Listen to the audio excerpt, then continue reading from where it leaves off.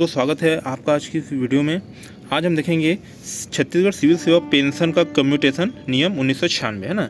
ये नियम क्या बोलता है, या फिर इसको ऐसा करके क्वेश्चन आ सकता है कि पेंशन का सारांशीकरण क्या होता है ना। तो देखिए, ये जो लेखा एग्जाम होता है उसका पेपर 1 में है ना, ये जनरली ये क्वेश्चन आता है। तो इसको कैसे सॉल्व करना है, इसके क्वेश्चंस आते हैं है ना, जो पेंशन प्रकरण हमको बनाने पड़ते हैं है ना। तो ये होता क्या है पेंशन कम्यूटेशन या फिर पेंशन का सारांशीकरण। तो सबसे पहली बात तो इसमें है ना, इसमें आपको है ना लोन मिलता है ना। आप क्या निकालोगे, इसमें लोन निकालोगे अपनी पेंशन राशि से। कितने साल के लिए? 15 साल के लिए निकालोगे है ना। तो 15 साल के लिए जब लोन निकालोगे तो उसके एवज में उसको आपको कुछ ब्याज का भुगतान करना पड़ेगा गवर्नमेंट को है ना। तो ये गवर्नमेंट सुविधा देता है कि अगर आप रिटायरमेंट हो गए तो अपनी पेंशन राशि को घटा करके है ना, उसका EMI उससे पटा करके आप लोन निकाल सकते हो। तो ये पेंशन कम्यूटेशन यही है सीधे शब्दों में है ना। तो देखते हैं यहाँ पे किन्हें पात्रता होगी यहाँ पे। तो देखिए है ना, छत्तीसगढ़ सिविल सेवा पेंशन नियम 1976 के अंतर्गत अनुकंपा भत्ते को छोड़कर किसी प्रकार के पेंशन पाने वाले पेंशन भोगी है ना, कोई भी जो पेंशन भोगी जो है यहाँ पे जो पेंशन प्राप्त कर रहा है। देखिए 1976 वाला जो रूल है ये नॉर्मल कर्मचारी लोगों के लिए, और 1979 वाला रूल किसके लिए यहाँ पे? कार्यभारित एवं आकस्मिक निधि से वेतन पाने वाले कर्मचारी के लिए है ना। तो अपने को क्या मिलेगा यहाँ पे, जो भी पेंशन भोगी कर्मचारी हैं जो 1976 के अंतर्गत आते हैं है ना, जो पेंशन नियम 1976 के अंतर्गत आते हैं उनको क्या मिलेगी यहाँ पे? पेंशन की राशि मिलेगी है ना। किंतु कार्यभारित यहाँ पे आकस्मिकता निधि वाले पेंशन पाने वाले कर्मचारियों के लिए यह जो कम्यूटेशन रूल है ये उनके लिए अप्लाई नहीं होता है ना। सिर्फ किसके होगा यहाँ पे? नॉर्मल पेंशन भोगी कर्मचारी के ऊपर है ना। तो ये हो गया भाई यहाँ पे किन्हें पात्रता नहीं है ना। ऐसे कोई भी शासकीय सेवक जिसके विरुद्ध उसकी सेवानिवृत्ति की तारीख के पूर्व पेंशन नियमों के नियम 9 के निर्दिष्ट है ना कोई न्यायिक कार्रवाई या फिर कोई जांच चल रही हो ना, विभागीय जांच न्यायिक कार्रवाई चल रही हो, तो उन्हें इसका फायदा मिलेगा ही नहीं है ना। समझ में आ रही बात यहाँ पे। नियम 9 पेंशन नियम 9 के अनुसार जिसके ऊपर मैंने क्या बोला, विभागीय कार्रवाई या न्यायिक कार्रवाई चल रही है, तो उससे ऐसे पेंशनरों पर क्या मिलेगा यहाँ पे, यह है ना जो सारांशीकरण का लाभ है उनको नहीं दिया जाएगा है ना। ऐसी कार्रवाइयाँ संस्थित की गई हो, ऐसी कार्रवाई लंबित रहने के दौरान यथास्थिति पेंशन नियम 64 के अधीन प्राधिकृत उसकी अनंतिम पेंशन के किसी भाग का सारांशीकरण कराने के लिए पात्र नहीं होगा। सीधी बात है यहाँ पे, किसी भी पेंशन के किसी भाग का सारांशीकरण नहीं करा सकता, क्योंकि उसको क्या चल रही है यहाँ पे? न्यायिक कार्रवाई चल रही है। तो नियम 9 और नियम 64 इसमें लागू होते हैं ना पेंशन नियम के, ठीक है। अब देखिए यहाँ पे पेंशन का सारांशीकरण भाग का प्रत्यावर्तन है ना, मतलब कब ये हट जाएगा यहाँ पे, कब आपको EMI पटाना छोड़ देना है यहाँ पे, तो उसकी बात कर रही है ना। ऐसे किसी पेंशनर का है ना जिसने उसकी पेंशन का एक भाग कंप्यूट किया हो सारांशीकरण की तारीख से 15 वर्ष होने के पश्चात है ना। कितना बोला मैंने यहाँ पे? सारांशीकरण की तारीख से 15 वर्ष होने के पश्चात आगामी मास के प्रथम दिन से उसकी पेंशन का सारांशीकरण किया गया भाग क्या हो जाएगा? प्रत्यावर्ती हो जाएगा। मतलब छोड़ दो भाई आप है ना। आप 15 साल तक पैसा पटा यहाँ पे, जैसे ही 15 साल कंप्लीट हुआ उसके जस्ट एक दिन बाद से आप क्या हो जाएगा यहाँ पे, फुल आपको पेंशन मिलने चालू हो जाएगी ना। आपकी जो प्रतिमाह पेंशन कटौती हो रही थी वो नहीं होगी है ना। ये किस में दिया है? नियम 10(1) में दिया है ना। ये नियम कब हुआ, किस में दिया? 10(1) में दिया है। दिनांक कितना बोला यहाँ पे? 27/5/2013 द्वारा संशोधित, ठीक है। यहाँ पे अगर उसका यहाँ पे प्रत्यावर्तन हो जाता है ना, मतलब जो भी यहाँ पे उसने है ना अपने क्या किया यहाँ पे कम्यूटेशन किया है, तो उसका जो अगर प्रत्यावर्तन हो जाता है, सारांशीकरण का प्रत्यावर्तन हो जाता है, तो क्या करेगा यहाँ पे? एक प्रारूप ग में यहाँ पे पेंशन वितरण अधिकारी जहाँ से उसको सारांशीकरण या फिर है ना लोन मिला था उसके पास आवेदन करेगा, या फिर पब्लिक सेक्टर के बैंक के पास क्या करेगा? आवेदन करेगा कि अब मेरा भैया यहाँ पे है ना मेरा ब्याज जो लोन लिया था वो ख़त्म हो गया है, अब मेरे को फुल पेमेंट 15 साल भी हो गए हैं, अब मेरे को फुल पेमेंट देना चालू करिए, इस टाइप से वो बोलेगा है ना। अब देखिए पेंशन का सारांशीकरण के लिए आवेदन पत्र है ना, तो आवेदन पत्र किसको दोगे यहाँ पे? आप पेंशन का सारांशीकरण का आवेदन पत्र तभी दे सकते हो जब आपकी सेवानिवृत्ति तारीख है ना मतलब क्या हो यहाँ पे, सेवानिवृत्ति तारीख के बाद से 70 वर्ष की आयु तक आप क्या कर सकते हो, इसके लिए आवेदन कर सकते हो। इसके लिए आपको मेडिकल बोर्ड का प्रमाण पत्र लगाना ही पड़ेगा। साथ साथ यहाँ पे या फिर है ना, या फिर क्या हो जाएगा, सेवानिवृत्ति तारीख से 15 वर्ष के अंदर है ना, जब भी आप सेवानिवृत्त हुए हैं, इसमें ऐच्छिक सेवानिवृत्ति भी शामिल है। आप मान लीजिए 40 साल में ऐच्छिक सेवानिवृत्ति ले लिए, तो उसके 15 साल के अंदर है ना, 15 वर्ष के अंदर आपको है ना जो भी पहले हो यह लेना पड़ेगा है ना। किसी भी समय अपने पेंशन का एक भाग सारांशीकरण आप करा सकते हैं ना। ऐसा नहीं कि आपको 63 साल में ही कराना, आप 64 साल में करा सकते हैं है ना, 65 साल में करा सकते हैं, 67 साल में करा सकते हैं, ऐसा जरूरी नहीं है ना। इसके लिए आपको प्रारूप क में है ना कार्यालय प्रमुख का आवेदन करना पड़ेगा है ना। तो तो देखिए, कोई भी शासकीय सेवक जो अधिवार्षिक आयु पूरी होने पर सेवानिवृत्ति होने वाला है, पेंशन भुगतान आदेश जारी होते समय ही प्राधिकृत की गई पेंशन का सारांशीकरण मूल्य का भुगतान चाहता है ना। मान लीजिए आपको पेंशन मान लो 63 वर्ष में चालू हो गया ना। पेंशन कब चालू हो गया आपका 63 यहाँ पे 62 वर्ष आपकी यहाँ पे मतलब सेवानिवृत्ति तिथि थी, यहाँ पे 63 वर्ष से आपको पेंशन चालू हो गया यहाँ पे। तो 63 वर्ष में ही आप जनरली बहुत सारे लोग 63 वर्ष में ही करवाते हैं, तो 63 वर्ष में आप पेंशन का सारांशीकरण करवा सकते हैं, है ना। ठीक है, यहाँ पे पेंशन का सारांशीकरण करवा सकते हैं। तो आप जैसे पेंशन कागज यहाँ पे जमा करते हैं ना, पेंशन का जमा करते हैं, उसके साथ साथ आप यहाँ पे जो फॉर्म क है ना, जो प्रारूप क है सारांशीकरण के लिए, उसको साथ साथ जमा कर दिए, आपको दोनों काम एक साथ हो जाएगा, ऐसा यहाँ पे बोल रहा है ना। अब देखिए, कार्यालय प्रमुख द्वारा की जाने वाली कार्रवाई यहाँ पे पेंशन के सारांशीकरण के लिए आवेदन पत्र प्राप्त होने पर कार्यालय प्रमुख, है ना, सबसे पहले क्या करेगा, लघु हस्ताक्षर, छोटा हस्ताक्षर करेगा भी यहाँ पे, है ना। उसके बाद यहाँ पे प्रारूप क की प्राप्ति की तत्काल अभिस्वीकृति देगा, है ना। यदि अभिस्वीकृति उसको संबंधित कर्मचारी को मिल गई तो ये माना जाएगा उसका सारांशीकरण मिलने के लिए पात्र हो गया, है ना। पहली बात तो ये। अब देखिए, प्रारूप पूरा करने की तत्काल कार्रवाई करेगा ना। अब प्रारूप पूरा करने के लिए जो कार्यालय प्रमुख तत्काल कार्रवाई करेगा और अभिलेखों की एक प्रति अपने पास रखने के बाद इसकी जो कॉपी है उसको संपरीक्षा अधिकारी को भेज देगा। संपरीक्षा अधिकारी या फिर क्या बोला मैंने यहाँ पे, है ना, पेंशन स्वीकृतिकर्ता अधिकारी, है ना। मतलब क्या हो जाएगा, ये जाएगा अपना कोषेयन लेखा पेंशन संचालक, कोषेयन लेखा पेंशन के कार्यालय में जाएगा यहाँ पे, है ना। वहाँ से फिर इसको जो भी चेक करके आप किसको भेज जाएगा, कोषालय को भेज जाएगा। चलो भाई, ये अपना चेक एक हो गया है। अब कोषालय अधिकारी क्या करेगा, यहाँ पे सारांशीकरण संबंधित कर्मचारी को, है ना, उसके दे देगा यहाँ पे, या फिर लोन दे देगा, बोलना चेक। समझ में आ रही बात यहाँ पे, है ना।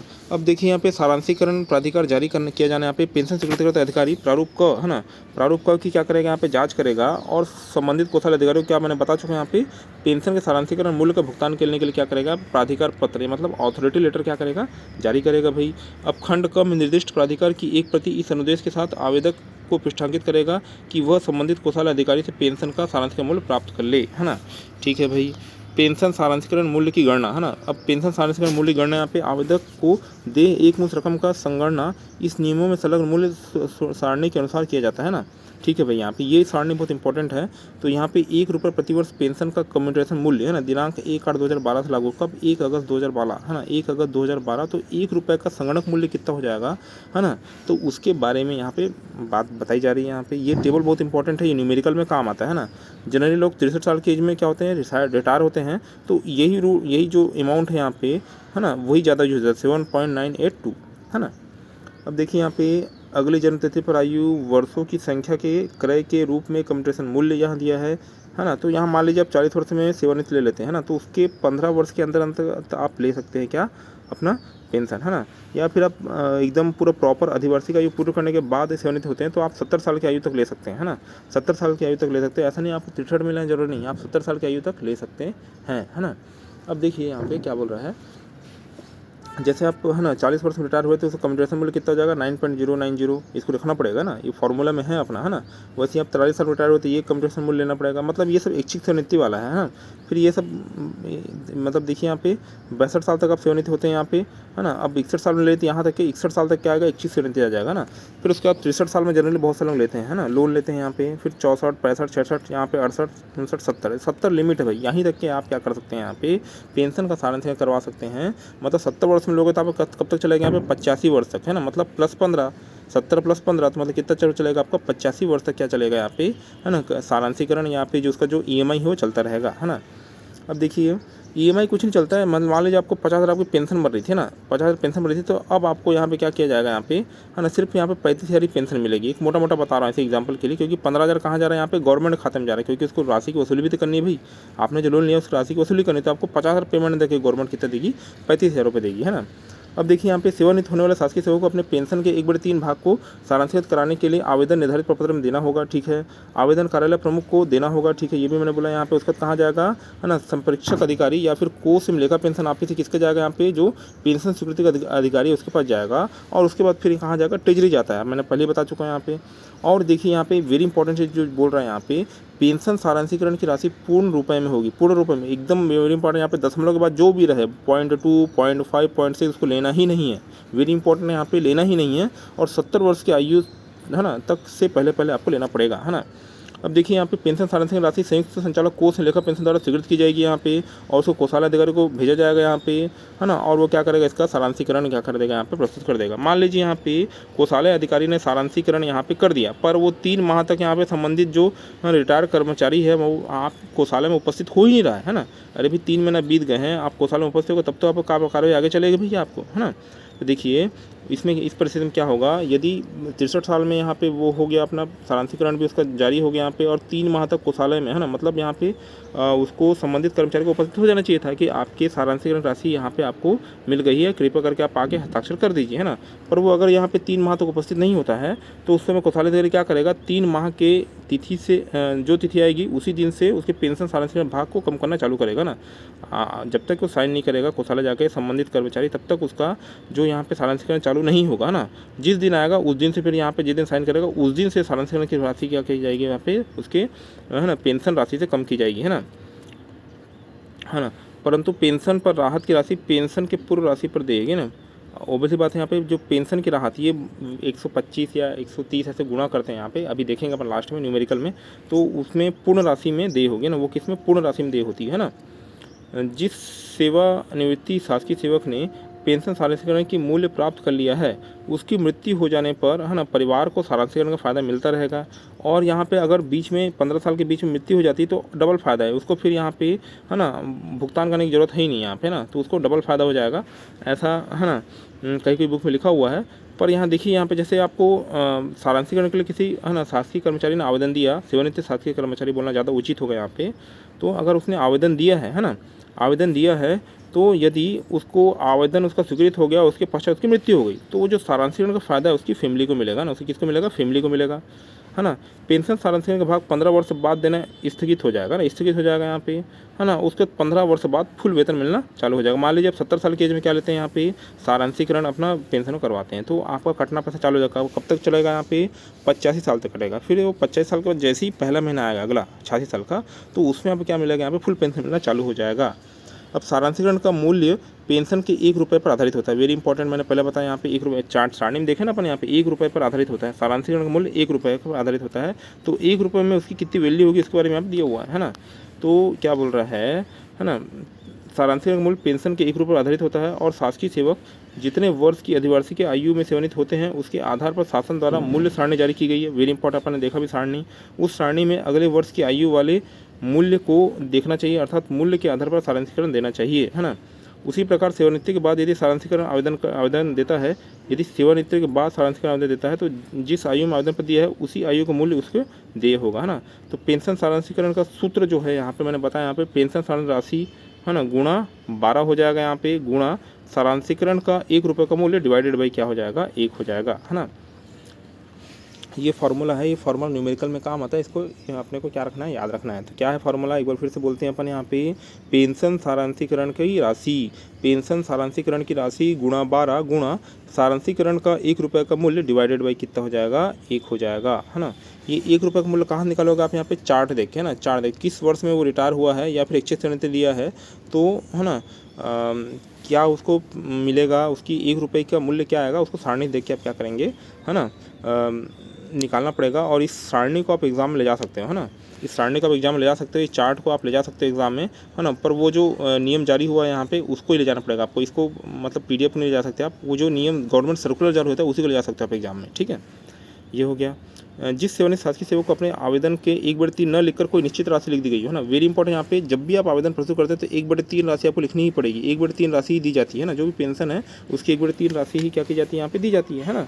तो 1/3 राशि नहीं लिखी है, कोई निश्चित राशि लिख दिया है, तो जब वेतन परीक्षण होगा रे भैया, है ना, जब वेतन परीक्षण होता है तो उसको पेंशन राशि की वृद्धि और पेंशन राशि में वृद्धि हो जाती है, तो सेवानिवृत्त शासकीय सेवक को पेंशन सारांशीकरण का एरियर नहीं मिलेगा, है ना। समझ में आ रही बात है। यहाँ पे आपने लंप सम अमाउंट लिख दिया, मेरे को 5 लाख चाहिए सर के, है ना। अरे भाई यहाँ पे आपको ये लिखोगे ज़्यादा फायदा है आपको, है ना। 5 लाख लंप सम नहीं लिखना है आपको, 1/3 ही लिखना है, तो इससे ज़्यादा फायदा मिलेगा। अगर लिख भी दिया तो कोई दिक्कत वाली बात नहीं है। अगर आपने 5 लाख लिख दिया तो आपको जब पेंशन, जब सेवानिवृत्त शासकीय सेवक का जब वेतन परीक्षण होगा और जब यहाँ पे जो पेंशन सारांशीकरण का एरियर उसको नहीं मिलेगा फिर उसमें, है ना। इसलिए 1/3 लिख दो यहाँ पे, तो दिक्कत से जो तकलीफ होगी उससे मुक्ति मिल जाएगी ना। उदाहरण यहाँ पे क्या बोल रहा है, एक शासकीय सेवक 62 वर्ष की आयु में, है ना, 31/12/2014 को सेवानिवृत्त हुआ है ना। कब, 31/12/2014 चयनित हुआ है, उसका पेंशन कितना 18,000 रुपये मिल रहा है यहाँ पे। उसने अपने पेंशन का 1/3 पेंशन सारांशीकरण के आवेदन प्रस्तुत किया है। बताइए उन्हें सारांशीकरण की कितनी मूल्य प्राप्त होगी, है ना। उन्होंने 15 मार्च 2016 को कोषालय से प्राप्त कर ली हो, तो बताइए उन्हें कितनी पेंशन प्राप्त करेगा और राहत की राशि कितनी होगी, है ना। और राहत की राशि कितनी होगी ये भी बताना है भाई। और पेंशन राहत कितना बोला यहाँ पे 125%, है ना, वेरी इंपॉर्टेंट, है ना। अब देखिए कब रिटायर हुआ है यहाँ पे 62 वर्ष में, है ना, 62 रिटायर हुआ है, तो उसको जो मिलेगा अपना 63 वर्ष से ही मिलेगा। तो 63 वर्ष में उसकी अपनी सारणी में वैल्यू कितनी है यहाँ पे, 1 रुपये का मूल्य कितना है 63 वर्ष में 7.982 है ना। अब देखिए यहाँ पे 18,000 का 1/3% निकालेंगे तो मतलब 6,000 सारांशीकरण अपना होगा, है ना। मतलब प्रति माह यहाँ पे 6,000 रुपये जो पेंशन अपने को 18 मिलना था अब उसमें 12 ही मिलेगा। क्योंकि 6,000 रुपये अपना कट रहा है EMI के रूप में। ये सारांशीकरण क्या है अपना EMI है ना, EMI है ना। तो ये हो गया भाई। अब यहाँ पे देखिए अब फार्मूला में लगेंगे यहाँ पे 6,000 अपना जो पेंशन का राशि हो गया यहाँ पे, है ना। जो पेंशन सारांशीकरण राशि वो हो गई यहाँ पे गुणा 12 गुणा कितना हो जाएगा 7.982, है ना। यही है फार्मूला जो आपने देखा था। नीचे डिवाइड बाई 1 है, इसकी वैल्यू नहीं है ना। अब देखिए यहाँ पे कितना है, एक मुश्त कितना जाएगा 5,74,704 रुपये एक मुश्त दिया जाएगा, है ना। कोषाला दर पारित कब हुआ है 15/3/2016 को हुआ है ना। अतः 16/3/2016 को पेंशन कितना मिलना चालू हो जाएगा यहाँ पे 12,000 मिलना चालू हो जाएगा। मतलब उसको जहाँ पेंशन 18,000 रुपये मिलनी चाहिए थी उसने लोन निकाल लिया। लोन की राशि फार्मूले से निकाले अपने कितना 5,74,704 रुपये। तो अब उसको पेंशन कितना मिलेगा यहाँ पे 12,000 रुपये ही मिलेगा प्रति माह, है ना। अब ये 12,000 रुपये मिला तो पेंशन में राहत देते हैं ना। राहत कितना होता है यहाँ पे, पेंशन में राहत देते हैं तो राहत कितना हो जाएगा भाई अपने यहाँ पे 125% क्वेश्चन में दिया है ना। तो यहाँ पे जो अब ये राहत जो मिला जाता है आपने देखा था, जो राहत देते हैं अपन किस में देते हैं अपन, है ना। देखिए पेंशन पर राहत राशि पेंशन की पूर्ण राशि पर देय होती है ना। पेंशन की पूर्ण राशि पर देय होती है तो पेंशन की पूर्ण राशि कितनी भाई यहाँ पे ना, पेंशन की पूर्ण राशि अपनी 18,000 रुपये। तो 18,000 रुपये पर 125% निकालेंगे तो कितना 22,500 ना।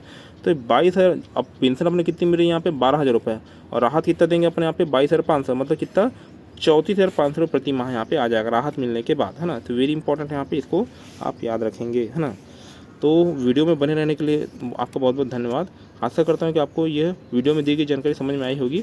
आपका दिन शुभ हो।